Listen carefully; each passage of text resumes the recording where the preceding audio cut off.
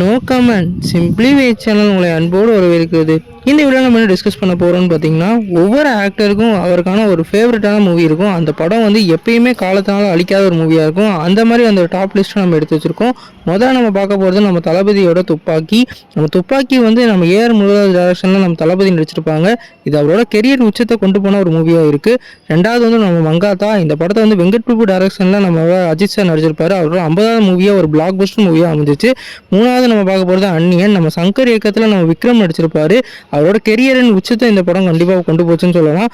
அடுத்து வந்து நம்ம சூர்யாவோட சூரரை போட்டு நிறையா ஃப்ளாப்ஸ்க்கு அப்புறம் வந்து சூரரை போட்டு அவருக்கான ஒரு பேரை வாங்கி கொடுத்துச்சு. அப்புறம் தனுஷோட அசுரன், அது வந்து வெற்றிமாறன் காம்பினேஷனில் ஒரு வேற லெவல் படமாக வந்து அமைஞ்சு அவருக்கு வந்து விகடன்லாம் வாங்க வந்துச்சு. அடுத்து வந்து நம்மளோட சிலம்பரசனோட வினை தாண்டி வருவாயா. இந்த படத்தை எப்போ போட்டாலும் பார்க்குற அளவுக்கு ஒரு வேற லெவல் கல்ட் மூவியாக இருக்குது. அதுக்கப்புறம் நம்ம தீரன் அதிகாரம் 3 நம்ம ஹச்சுநாத் டைரக்ஷனில் இந்த படத்தை வந்து ஒரு வேற லெவல் படமாக எடுத்திருப்பாங்க. குறிப்பாக இன்வெஸ்டிகேஷன் சீன்ஸ்லாம் பயங்கரமாக இருக்கும்.